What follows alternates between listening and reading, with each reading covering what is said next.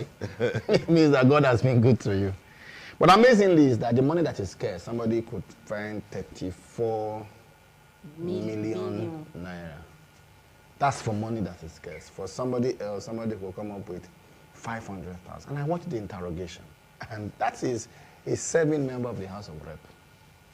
So you see the kind of characters that we call our political leaders. That's because if you lower the standards, all right, thank God we have two professors here, you're going to accommodate all kind of individuals. I've said it before that I can't understand why, for instance, our educational, the requirement to gain admission in university is 5 credits in 2 sittings.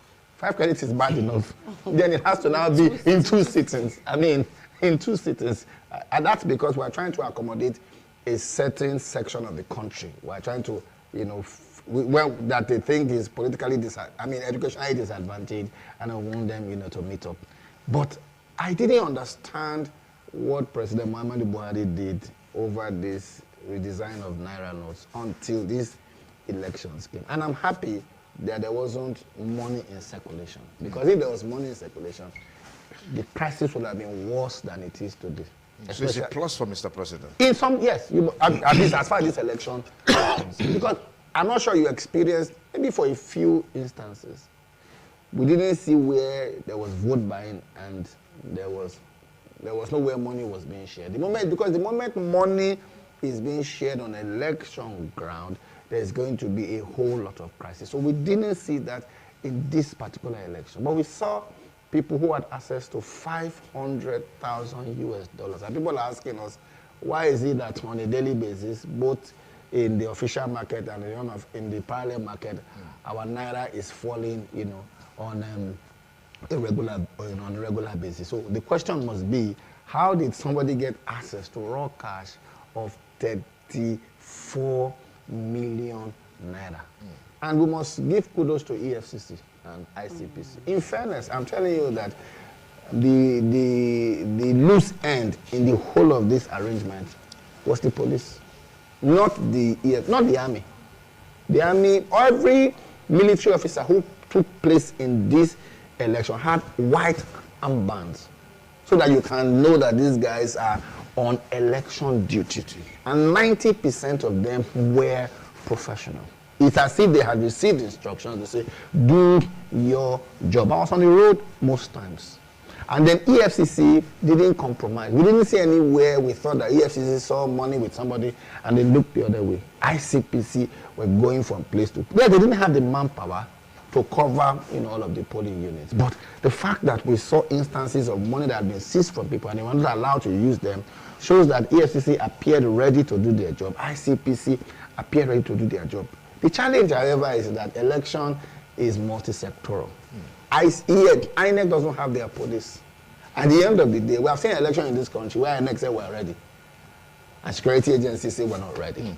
INEC doesn't have their police. So INEC must depend on the Nigerian police. That is control. That's a central control from the Inspector General of Police to the Deputy Inspector General of Police and AIGs till it gets to what we call the corporals, and all of that. For me, they are the weak end as far as this election was concerned. But for the anti-graft agencies, maybe we should be changing our currencies every 4 years that we're in, an election, because people just didn't have money, to share. And those who had money to share probably had the old, 200 naira notes, very old, and very dirty. So that's a plus for President Muhammadu Buhari that he didn't allow, money to find, expression. Because usually what people do is this: they ensure when you vote, you go and collect money.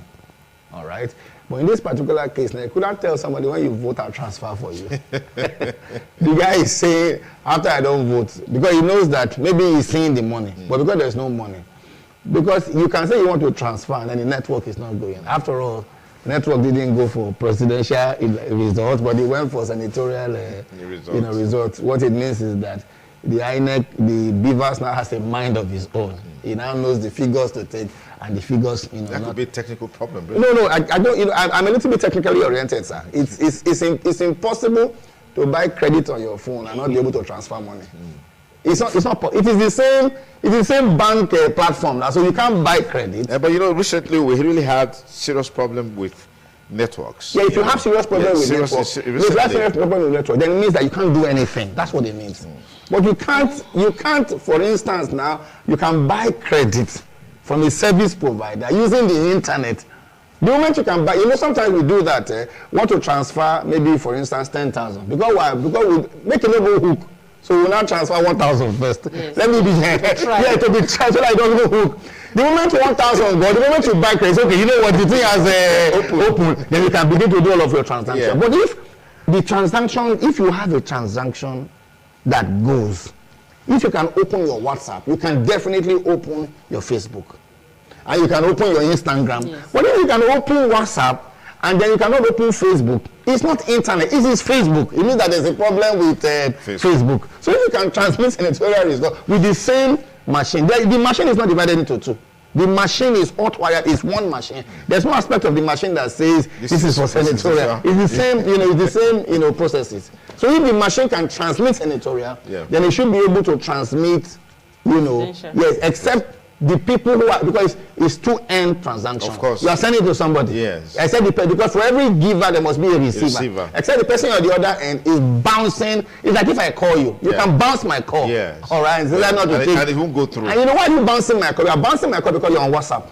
And then you think that my WhatsApp, my calling you on real time, will affect your WhatsApp conversations. Okay. So you bounce, my call. So that can happen on the other end. Somebody can be bouncing the presidential results from transmitting, and then it's not getting. There's no evidence to that. That's what I'm saying. Somebody can. Okay, not that. Because to be honest with you, I understand that we're trying to be professional, but it's just technology, and technology doesn't require too many explanations. If your device can allow you send information through the internet is not owned by Nigeria. No. It's global, it's world wide web. Yeah. So if it can allow you to transmit one result, it should allow you to transmit the other result. Except the person, and you can, this studio for instance, you can fix a jammer in this studio.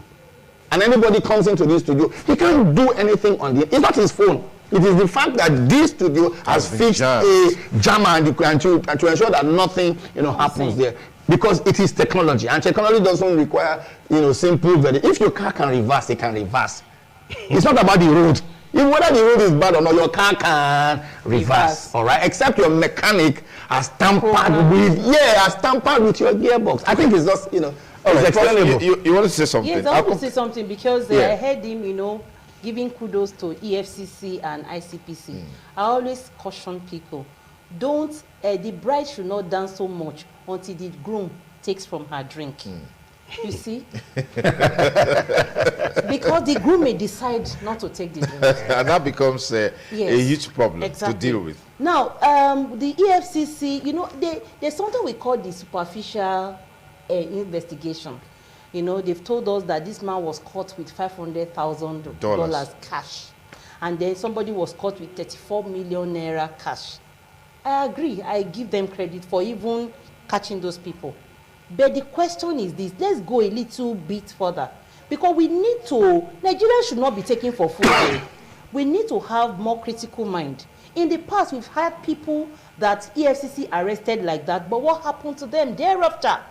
Nothing happened, the case dies. Now, the major question is, who is the principal of that person?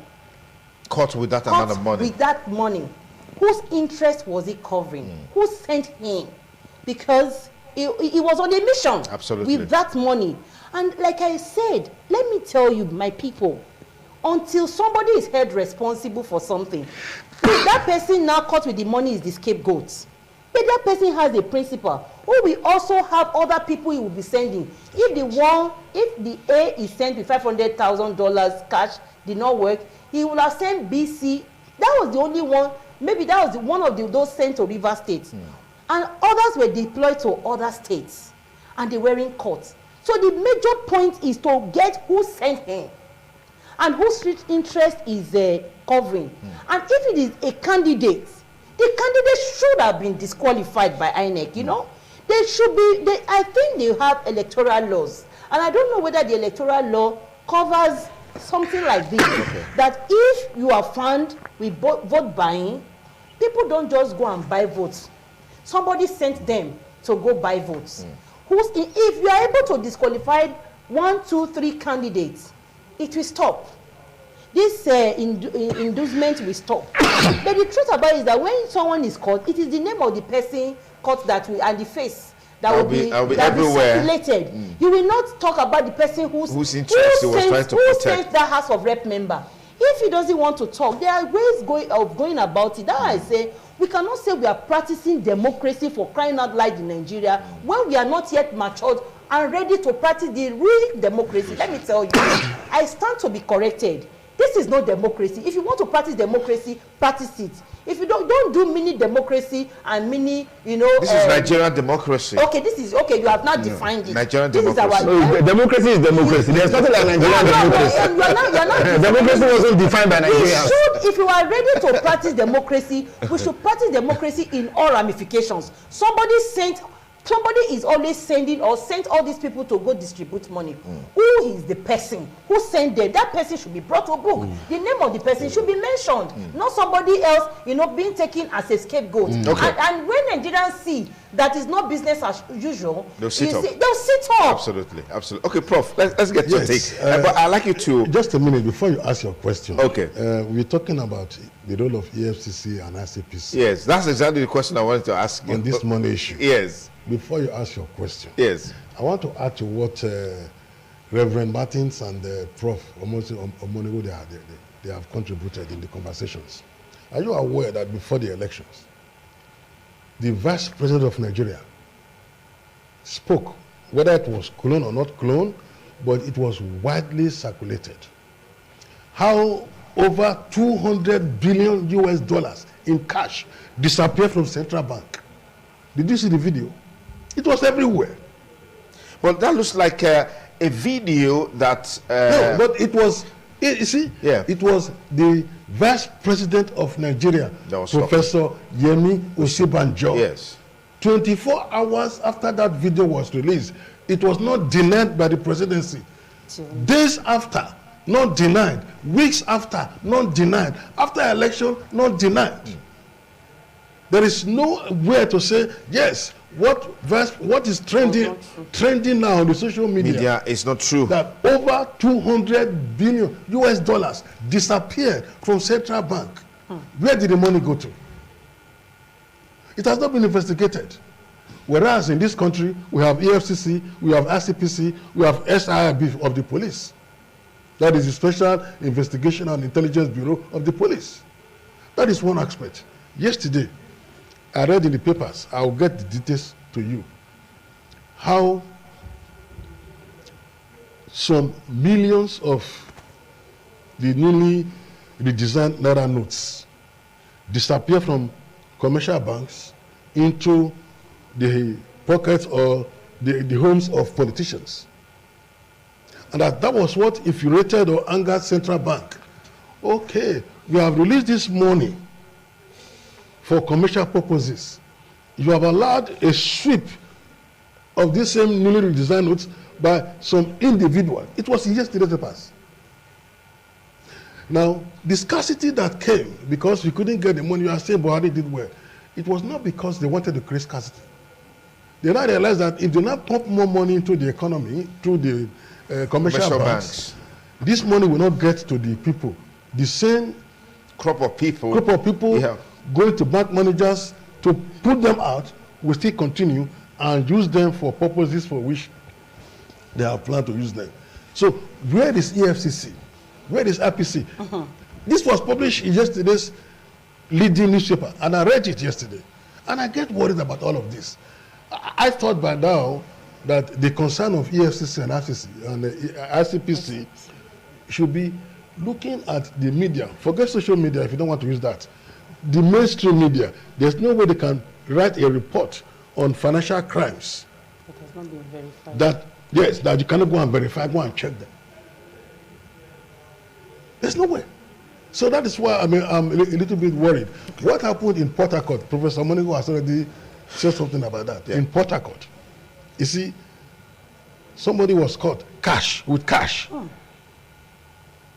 with over about $500,000 US. that money was withdrawn, not from the U.S. bank in Nigeria here. That's like 400 million naira. And at the time this thing happened, so if you recall, people went to bank to go and who had domiciliary accounts. They said there was no money. Listen, I'm not done. Who had domiciliary accounts? Maybe they want to travel to go and take only 500 or 1,000. They were giving them $1 bill, $1 bill. So this is what they are going to cut about 100. I said, what kind of nonsense is this? They swept the banks. Till today, the banks have not recovered. The banks are yet to recover. So these are problems that I think ICPC and EFCC should begin to investigate. And then let Nigerians have confidence in the banking system again. Because we have lost confidence. Drive runs most state capitals. The vandalization of ATM machines, banks, and bank buildings, the burning down of bank buildings as a result of all of these problems. Go and read it. What led to it? But of course, I also read again that Central Bank has issued, I have not verified that, the Central Bank has issued another policy statement that from today, banks should now begin to give 20,000 naira maximum a day to customers. As against 2,000 and 5,000. Election. Yeah, Prof, I wanted you to also respond to a question that I asked Professor Monigo earlier about the fact that before now there were complaints that security agents were being high-handed in their dealings with the electorate. We talked about militarization of the electoral process and all of that. And if now we didn't see much of security presence in the polity, as it were, isn't that a reflection of what we've always talked about, that we don't need to have over-concentration of security agents spread all across the area? So it doesn't look like election is war. Yeah, Prof. Yes, we must put it in time perspective.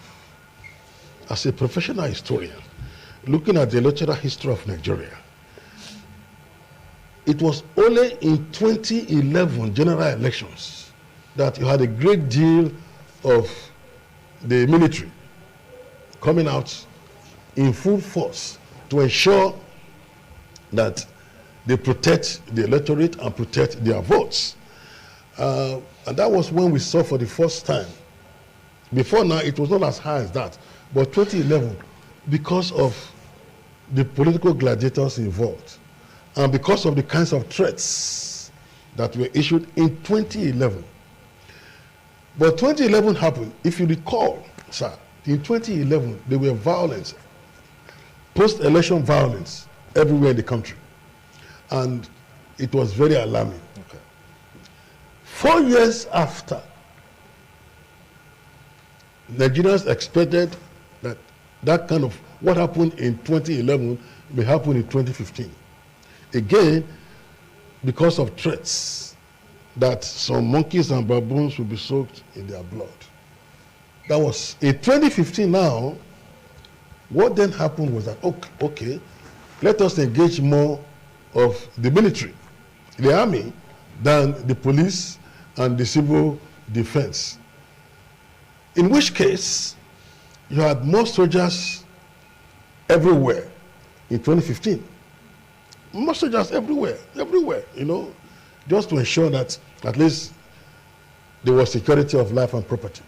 And that was when international community, most Nigerian civil society organizations, they said no, this was inappropriate. And in the last election, that was 2019, what happened in 2015 did not play out in 2019. At this time, they had reduced the number of soldiers involved in election. Now, we are in 2023. Now, again, we can also see that this issue of militarization has reduced again. Now, the interpretation of all of this has to do with the gladiators, the threats, what is called, in security studies, we call it the threat perception of a situation. If the threat perception is very high, it means there's no way you cannot involve the army. But if the threat perception is at the medium level, it's okay, it is manageable. If the threat perception is very low, then of course, we don't need to put the army the way you put them when it was very high. So it is this threat perception that determines whether or not you are going to move in more soldiers or use the police. I'm very happy with what the Defense Headquarters said in Abuja. Their spokesman said in Abuja. And he said, and I listened, it was on national television. He said, the army is not involved in the electoral process, and that the main security agent involved is the police. What the army will do is simply to provide support and logistics to the Nigerian police. It was clear. When I listened to it, I was very happy. Which means the police, they have been given the opportunity to do what they are supposed to do.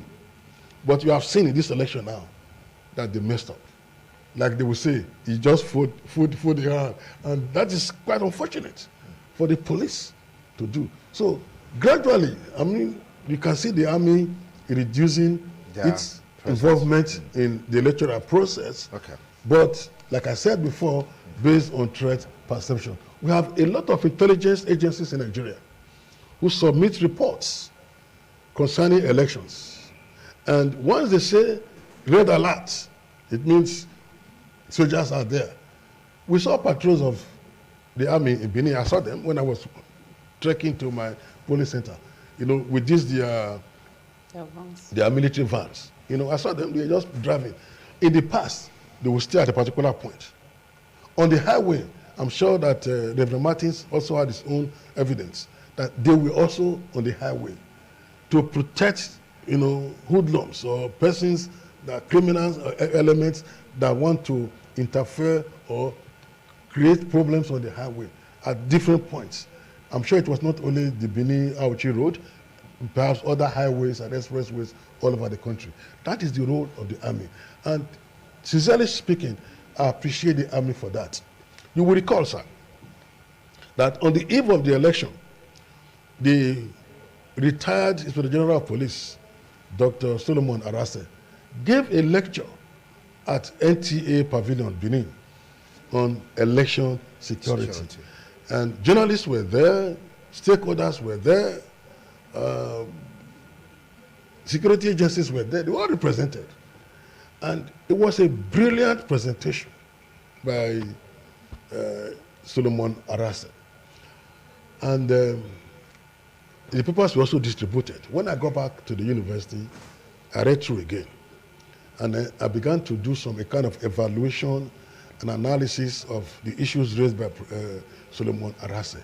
And I said, if this man can do this, a retired Inspector General of Police, it means that the police, they are prepared, well informed to carry out their duties concerning the protection of this nation.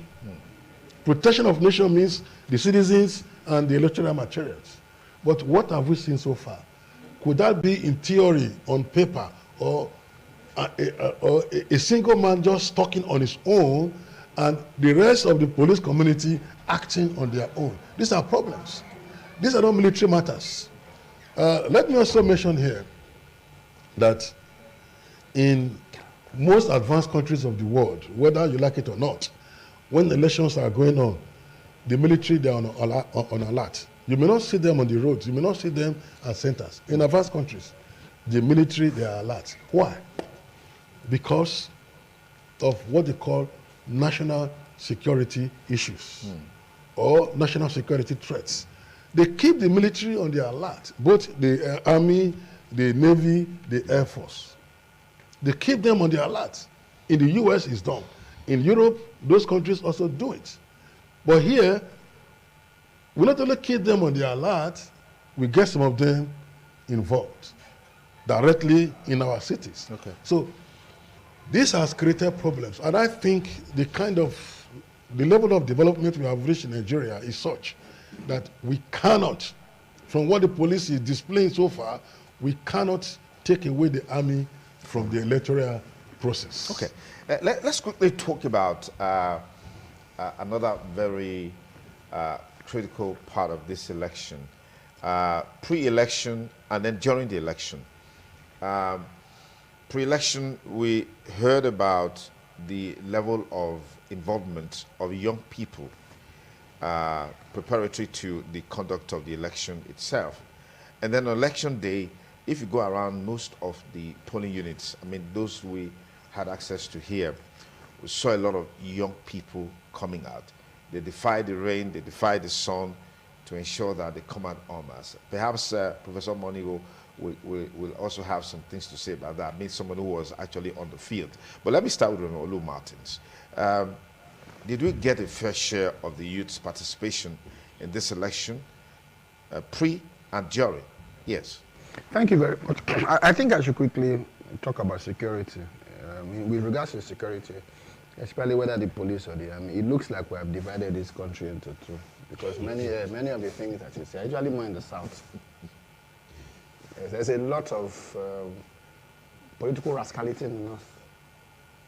She was just saying that a police officer was defending an underage voter. So some of the show of power, in fact, almost 90% of the show of power is mostly in the southern part of Nigeria. It looks as if there's a collusion between the security agents and those who want to perpetuate electoral crime in the northern part of Nigeria, especially what you call the core north. But I'm sure that's a discussion for another day.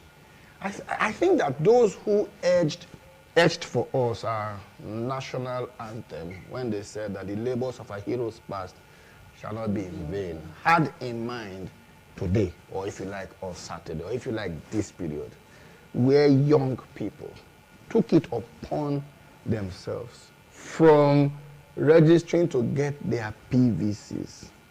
My parents-in-law have never quite voted here before because for some reason they always have children who give birth to children during the electoral period. So they have to travel to go and do Omugbo. Okay. Thankfully, none of them gave birth this period. So they said we must be involved. And they went to 10 canopies, some 6 or 7 months ago, and they saw that 90% of those who wanted to vote were young people. Ostensibly because, especially, it looked like many of them wanted to get involved in the campaigns or in the enthronement of a particular individual. And that's why Booker T. Washington says, nature scatters in every generation, men and women who must take charge of the destinies of others and turn it around for good. 4 years ago, this level of involvement was not there. But 4 years ago, petrol was 97 naira per liter. 4 years ago, bag of rice, I'm sure Prof. Monigo will have more, as a lady will have more. 4 years ago, bread is not what it costs today. 4 years ago, there was no NSAS. So a lot of the things today, the young people felt that their future, was being threatened. And they decided, especially if they thought that they identified an individual for which whatever he was postulating out there resonated with their own thinking. And because he thought it resonated with their own thinking, they decided to be part of the political process. So we must give it to them, because those who want to continue in how things have normally been done have told us that the young people, usually what they do is more than talk than they bite. But the young people have followed the process through. From social media, Twitter was constantly bubbling, especially conversations around Twitter spaces. Facebook constantly bubbling. All social media, the young people, took it over. But I was proud yesterday, or the day before yesterday, when I also saw the young people troop out in their large numbers in many of the polling units, not just to vote, but to also ensure that their vote counted, and to also ensure that nobody subverted, the process. So the young people are the heroes of our democracy. By INEC statistics, 60% of the people who registered to vote afresh, 60% of them were young, people. And out of the fresh voters that they have, majority of them, were young people. Beautifully, these young people were not young people from maybe the downtrodden. We saw young people from well-read individuals. We saw young people from the middle class. We saw comedians. We saw artists. We saw actors. All kinds of young people just galvanized themselves. It seemed like they took it over from NSAS and saw that if their effort in NSAS had been punctured, they were looking for an opportunity. 2023 present them the opportunity. My only fear about these young people is the fact that I will rather lose an election fairly. If I feel that I have lost fairly, I'll be ready to participate in the process again. But if I thought that I was cheated out of the process, my fears are that we do not have apathy, voter apathy, in another 2 weeks' time. Okay. Because at that time, borrowing the language of Professor Sadolo, the gladiators, in a manner of speaking, will not be there. This will be a more personal election. The elections of the year before yesterday were a national election, where all of us thought that we were going to express our franchise and ensure that the right person, by our own individual perceptions, emerge. But if the people perceive that the process was not free and fair, like Professor Monigo said, if it looks like there's a pre-arrangement and that what was just happening was more like window dressing to endorse a process that had already been predetermined, my fears are that these same young people will not lose hope in Nigeria. I came home yesterday when I went out to buy petrol, and I came back and my wife was sad, and I saw tears in her eyes. First of all, I just said that, okay, you know what? I don't do a lot on my phone. Otherwise, if I was down, I said, did I leave my phone behind? I should access information. But I'm not in that line, so I said, okay, you know what? I said, so what's the matter? I thought something bad has happened. And what she said, sorry, sir. And what she said, look, it subverted the process. In our language, they don't read this election finish. So why are you okay, well, it's too early to jump. No, that's what I told her. We just have one result from the 36 states. I'm saying that, Prof talked about perception. I'm also talking about perception. Okay. Elections must not just be free, fair, and credible. It must be seen by all to be free. And that language, all, must be all encompassed. So I began by saying that those who lose election must, like President Goodluck Jonathan did some 8 years ago, he by himself, why some results had not yet come up, picked the phone and called President Muhammadu Buhari, then General Muhammadu Buhari, and then going forward, the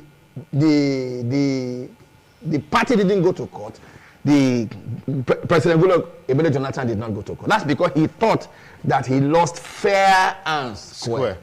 But if you think that you didn't lose fair and square, then post-election, there will be post-election crisis. And by crisis, I do not mean that people will hit the streets, even though that is not impossible. It means that the government that will come into place is going to have credibility crisis. Because credibility is the fact that people agree that you are the one that we elected. But if they don't agree, they're going to think that you are a pseudo president, and you will find problem with, acceptability. So INEC, the responsibility is now upon INEC, because we have talked about security. INEC must ensure that the results that are declared reflect the wish and aspiration. If it does, I think that the candidates of all of the parties will do the noble thing.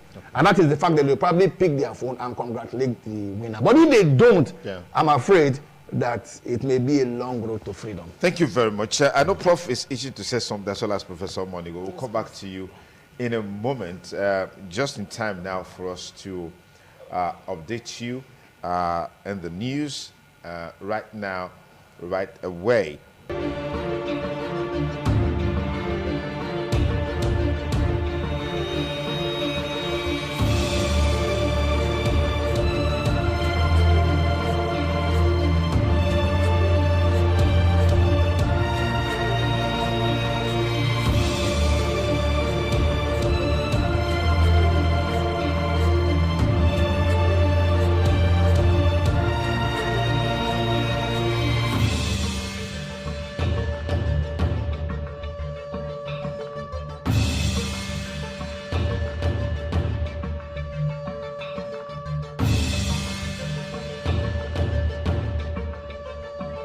We continue our live discussion in our Nigeria Decides live studio, and we'll look at some of the information that are coming forth. But before I get to this point, I wanted to get your reactions on youth participation in this election. Yes. Prof, yes.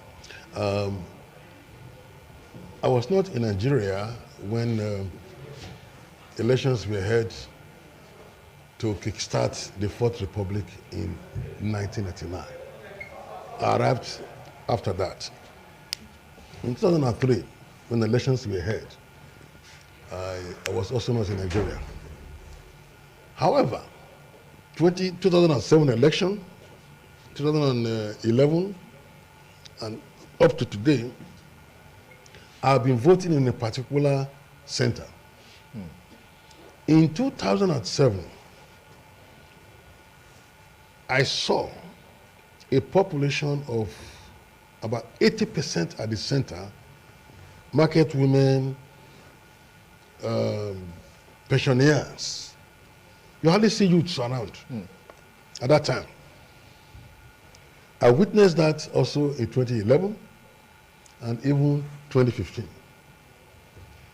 In 2019, still at that polling center where I used to go to, always, you could see about 70 elderly people and 30% of youths. 2019. Then something happened in 2020. NSAS. Then the youth now realize that they need to wake up and do something about their future in this country. And so the aftermath of the NSAS protest of 2020 was such that this last Saturday, 2023 general elections in Nigeria, that same center, where I used to go to, sir, yes, I saw over 80% to 90% of youths and less than 10 or 15% of elderly people and pensioners. I was shocked. Where have these guys been? Some persons will say, oh, the continuous voter registration exercise has been going on, and so more youths have now come to register, but that's not the issue. This time around, the youths are saying, look, I think it's time for them to decide their own future by choosing the right leadership for this country. And looking at all of that, and the debates that have been going on, the youths were accused of being social media voters. These are social media voters. Physically and otherwise, they will not go to the center to go and vote in their units. So the youth also needed to demonstrate that beyond classifying them as social media voters, they have, again, the power to exercise their franchise. Like I said here yesterday, there's something I admire about Nigerian youths. They are very hardworking people, Nigerian youths, whether you like it or not. They are very creative. Nigerian youths are very creative. You can't take that from them. Nigerian youths are also very resourceful. Very resourceful. So for these reasons, some of them, their potentials have been hindered because of, I quote now, lack of good governance that will provide facilities for them to excel in whatever they want to do. So this time around, they are saying, no, let them do it differently. And of course, we have seen the major players, about 18 of them, major players, even though the media says the 4 most important players. I don't want to mention names here. But they know that among the 18 of them, there are about 2 or 3 in the youth category. The rest are over 40, which means they don't belong to the youth category. But the youth, they still have confidence in the ability of 1 or 2 persons among these 18 candidates that will provide them with the kind of good governance they will need to succeed in Nigeria, to excel in Nigeria, to survive in Nigeria, and to be able to utilize their resources and potentials in this country, Nigeria. Oh, Prof, yes. Yes, let me quickly take it from there. I will also like to commend the youths for their participation, active participation on Saturday, so that they proved to Nigerians beyond reasonable doubt that there were more than 4 people in a room, you know, tweeting and going on Facebook. In my polling unit, for example, we used to have 10 units at the polling center. And then on Saturday, I said I wanted to quickly cast my vote before going to my duty post. And on getting there, we found out that the place was decentralized. So some of us were moved to various places. So they had changed polling units, that's the venue. INEC didn't communicate this to us earlier. We were told that INEC sent text messages to the electorate. Okay, fine. I didn't get any, and so many of us did not. But I want to tell you the experience I had. The youth positioned themselves at the gates with their phones and laptops, and they were helping people to check the center. They said there was this website that they INEC.cvvs. So they were helping us to check with our PVCs, and they were the ones who helped me to check and told me that my polling center was no longer at the University Staff School, but now at the main gate at the new park. They directed some persons to the new to the post office. So INEC didn't communicate. The youths volunteered. I walked down also because I was trying to obey the law. Exactly. I walked down to my polling unit, and I couldn't. You know, it was so tiring for me without breakfast. So for me to get to the new venue, the youths they were there. Taking mobilizing people, you know, taking people, transporting people to their new various polling units. I was really, really pleased with them. And then when I got to my polling unit, to my greatest surprise, they were the ones organizing the queue. The queue was so long that it even bent towards the bank road, and they were all youths. What they did that day that amazed me, that I also must commend them and bless them, was that they allowed the elderly people to sit down. They were very few. And the youths were on the queue. And when voting commenced, they told the elderly people to go first. That was very patriotic of them. As a matter of fact, when the adult staff were delaying the process, and when they asked, they said a particular agent for a particular, a party agent for a particular party was not around. Immediately they mentioned the party, all of them shouted, "We are all the party agents, go ahead, we are here," you know. And it was so amazing at the way, in fact, when I told them that I was an adult staff and I was going to be working somewhere else, they made me to be the first person to vote at my polling unit. I must give it to them. Fantastic. Now, coming back to it, you see, it will now be so painful that these people who had hope in not only their numbers, but they believed that there was going to, a new Nigeria was going to emerge and everything. They put in so much effort, mobilized people against, the background where they were saying that there were just 4 people in the room. And then they were also saying that population belonged to power belonged to, said, you youth, you have the population, but we have the power. And then the youth wanted to prove to Nigerians and to these political gladiators that they not only have the number, but they will also get the power. But unfortunately, what is being played and what is being displayed so far, it's very, very discouraging. Okay, I'm scared that this will discourage the youth completely in having interest in future electoral processes. All right. Thank you very much. We just keep our fingers crossed and wait till all the results are declared, and then certain analysis and comments and criticisms can really come forth. But at the point we are now, it may just be a little bit too early to make some of those conclusions. But let's just update you a little bit that some officials of Independent National Electoral Commission have been held in the Commission's office in Ogoja, Cross River State. I'm sure you want to know why. And the reason is that there's an allegation of missing declaration form. Okay. Professor Omanigo will help us make sense of what a declaration form is. But let me just get through the report. The story says that Trouble started when, after the declaration of Senator Jarigbe Agom Jarigbe as the winner of the Cross River North Senatorial District election, he could not issue the winner the declaration form upon demand. The Ogoja electoral officer, Mr. Peter Kolo, tried to convince the senator that it would be issued later, since the one meant for the senator-elect was not readily available. Impossible. This, however, infuriated supporters of the senator, who demanded that it be issued immediately or no one would be allowed to leave the office premises. Responding to the issue, the resident electoral commissioner, Professor Gabriel Yomere, said that he sent the form along with electoral materials.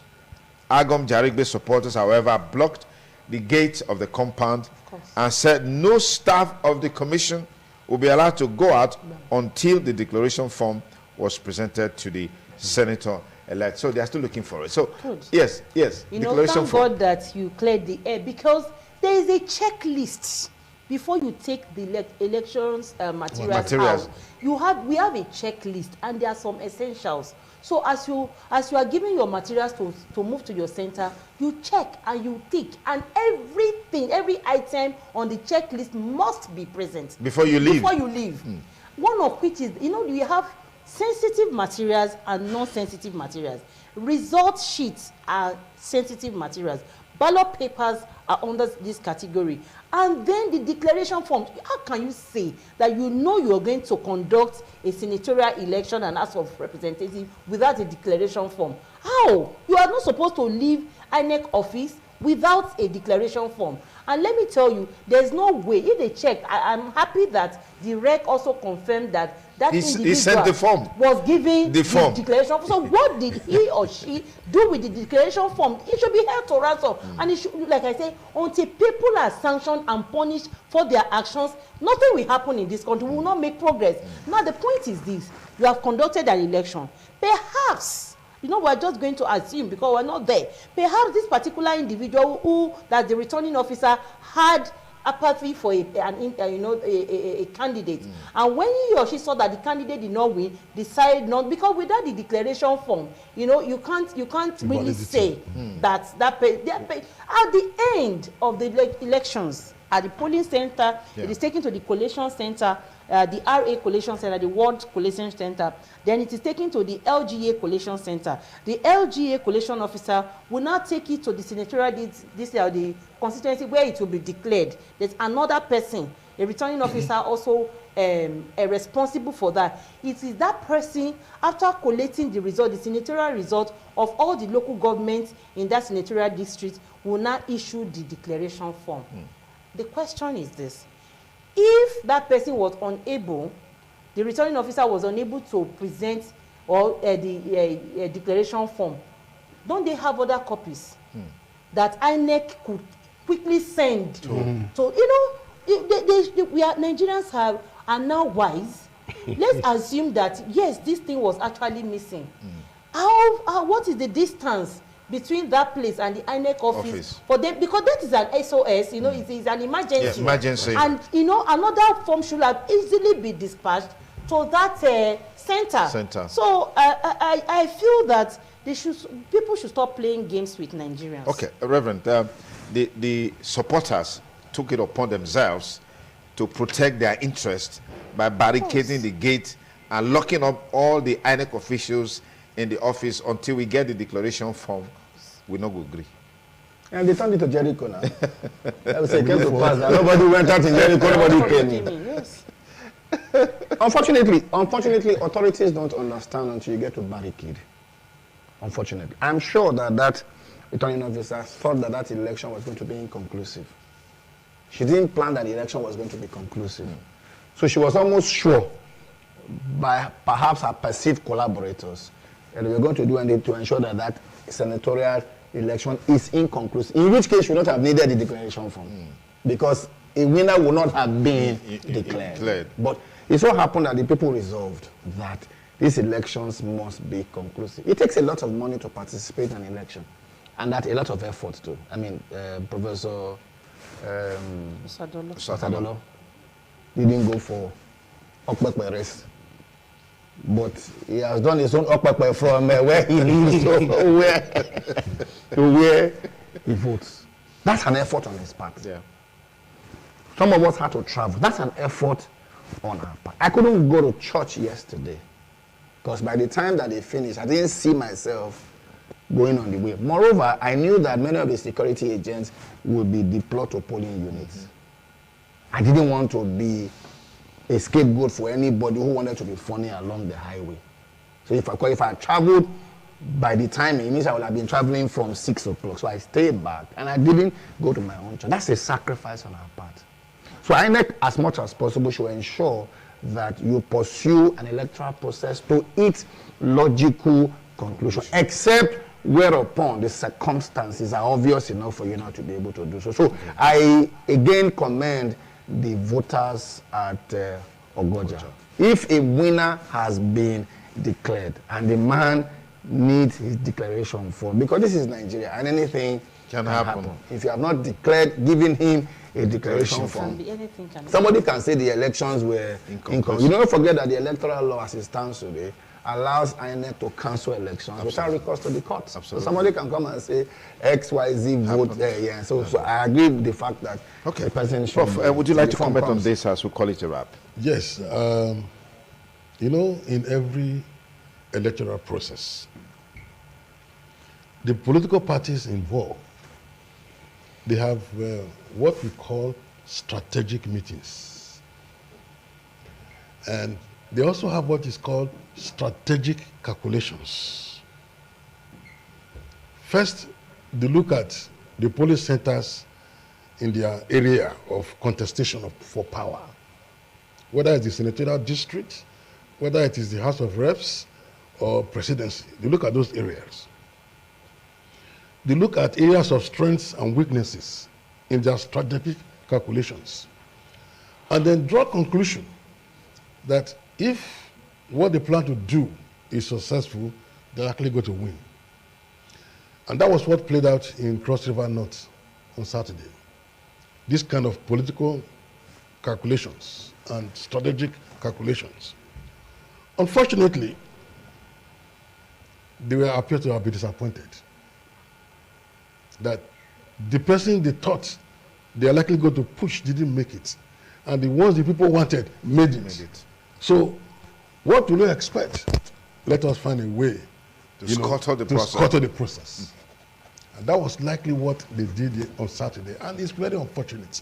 It means, first of all, that those who are involved in the management of elections, not security now, in the management of elections, like Professor Omonigo was involved, these are people that you should look at that I describe as people of high reputation. You have your integrity. We have to constantly make sure that people of high reputation functions at that level. Yes, people of high reputation and integrity, like she is, being involved. And so, you know that anything you do is going to affect your reputation. Absolutely.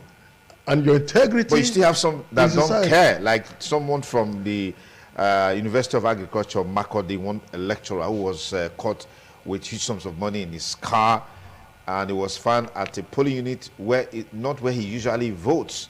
And when questions were being asked, he couldn't give coherent statements as to what he was doing there with such a large amount of money. Well, that lecturer was compromised. She compromised her integrity. She compromised her reputation simply because she had been asked to work for a particular political party and allegedly paid some amount of money to do it. And in the process, agreed to do it and also share for others to also ensure that they are successful in their plots. It was a plot, but she was caught because she's a novice. You see, she said, look, if she was smart, they won't get her. If she was smart, she can put the money under the carpet in the trunk of the vehicle and put bags of water. But she just went opening like that. I'm wondering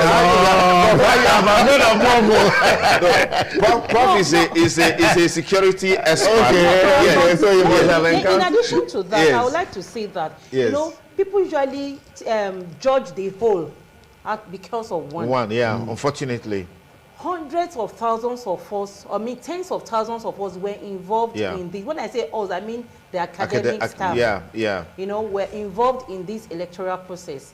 And if out of, like, let's say 30,000 of us, you got like 5 people in election misconduct, that shouldn't be used to judge the whole of it. Because I know that the Academic Union of Nigerian University, ASU, want every one of us, and also told us that we are ambassadors of our various universities, and that we are people of integrity. And I can vouch, I can speak for my colleagues that we are not mere persons. Despite the unpaid salaries of 8.5 months, we are people of integrity. Absolutely. And our profession matters a lot to us. Absolutely. Nigeria matters more than the 10 kobo or whatever they are going to pay. Absolutely. So it is so unfortunate that some of our colleagues were involved in these malpractices, and they should face the law. Absolutely. They should face the law. I want to say big thanks to you. I want to say big thanks to you all for your time. But just to quickly update our viewers that the police have warned against the circulation of unofficial results of last Saturday's presidential and National Assembly election. The police said citizens should only rely on authentic results declared by the Independent National Electoral Commission. Force Public Relations Officer Olumuyiwa Adejobi gave the warning in a statement. It described some of the results being shared on social media as disinformation. He noted that circulation of unofficial results is unlawful. According to him, the police have perceived this trend as a calculated attempt to heat up the polity and possibly create post-election chaos. Adejobi urged Nigerians to remain calm and go about their lawful engagement. In the same vein, a European Union election observer, has commended the officials and ad hoc staff of the Independent National Electoral Commission for the coordination of the 2023 presidential and National Assembly elections. The theme leader of one of the EU observers, Dylan Michel, gave the commendation in an interview with newsmen at the INEC Collation Center in Surulere, Lagos on Sunday. He commended INEC other staff, describing their performance as warm. Michel said his team did not experience any problems where they visited. The European Union deployed about 100 observers to the 36 states and the Federal Capital Territory. That's a wrap on our first segment on Nigeria Decides Live Studio on Independent Television. I want to say big thanks to Professor Stella Omonigo. Thank you for your time. Thank you. For having me. Thank you. And we thank God for your life. Yeah. You went there, you saw, and you conquered. Yes. I also want to say big thanks to the erudite Professor Benson Sadolo for being here. We appreciate you. Great pleasure to be here with you today. Reverend Olu Martins, thank you so much for coming. Thank you for having me. Well, we'll continue with the next segment. Stay with us. Remember, we're anticipating the collation of results from the National Collation Center of the Independent National Electoral Commission, INEC, in Abuja. And that's coming up in just about an hour. But before then, we'll get the conversation on this side. Stay with us.